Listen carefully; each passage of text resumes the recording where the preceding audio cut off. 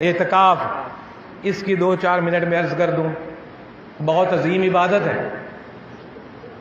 اعتکاف کی 3 صورتیں ہیں۔ ایک اعتکاف ہوتا ہے واجب، جو کہ ضروری کرنا ہوتا ہے۔ ایک اعتکاف ہوتا ہے سنت، اور ایک اعتکاف ہوتا ہے نفلی۔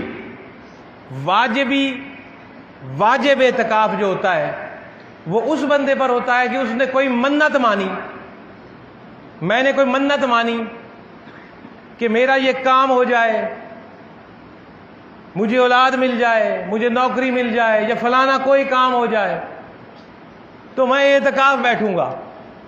وہ واجب اعتکاف اس کو کہتے ہیں، وہ لازمی بیٹھنا پڑے گا۔ ایک ہے سنت اعتکاف، رمضان کے یہ 10 دنوں میں، آخری 10 دنوں میں جو اعتکاف بیٹھا جاتا ہے اس کو سنت اعتکاف کہتے ہیں۔ سنت، حضور بیٹھے ضرور، سنت موقدہ ہو گئی، تو لازماً اس علاقے، اس دیہات میں، اس آبادی میں کسی ایک کا بیٹھنا لازمی ہے۔ اگر نہیں اس علاقے میں سے کوئی بیٹھے گا تو پورا کا پورا وہ علاقہ گناہ گار ہے۔ مثال کے طور پہ یہ جامع مسجد جس میں ہم بیٹھے ہیں، حضرت سید محمد عبداللہ شاہ رحمۃ اللہ علیہ جامع مسجد ہے آپ کی درگاہ پر، یہ بستی کا نام ہے قادر بخش۔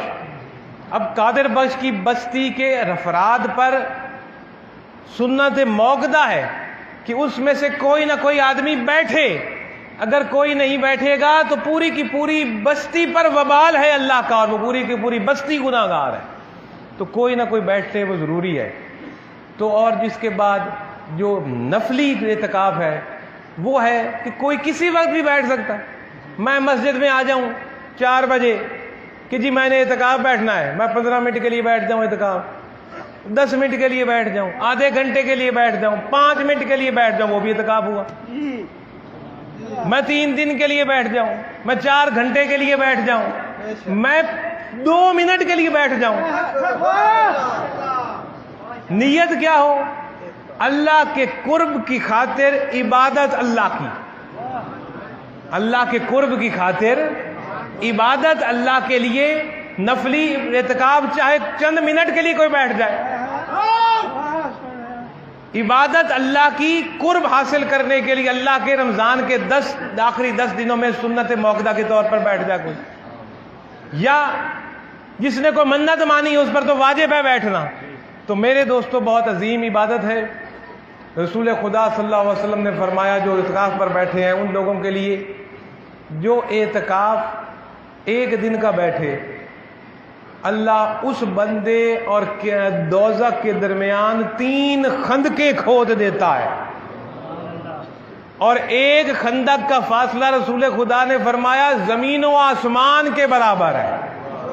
تو 3 خندقیں کھودی جاتی ہیں 1 دن کا اعتکاف کرنے والے کے لیے۔ مثلا بھئی دوزخ اور اس کے درمیان لاکھوں کروڑوں میل حائل ہو جاتے ہیں، کروڑوں میل وہ دوزخ سے بندہ دور ہو جاتا ہے جو 1 دن کا اعتکاف بیٹھ جائے۔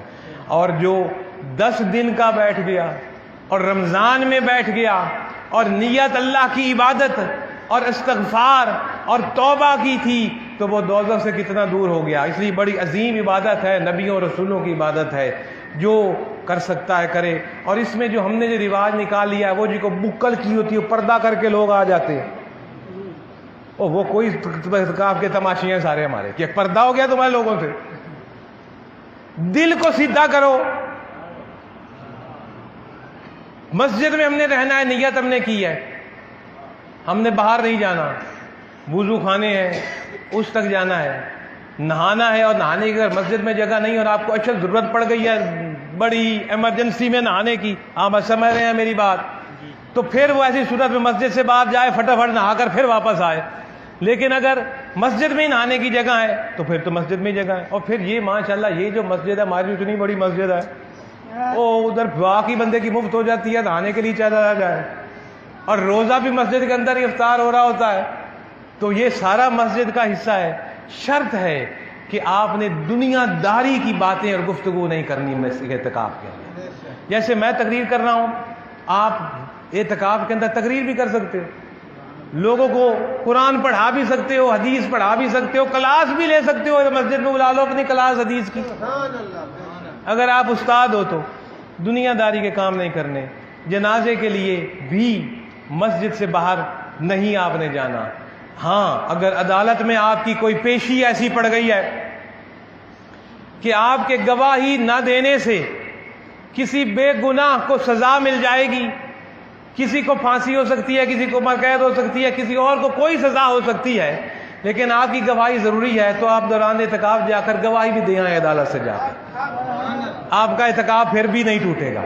لیکن جن باتوں سے اعتکاف ٹوٹنا ہے ان سے بچو، دل سیدھا کرو۔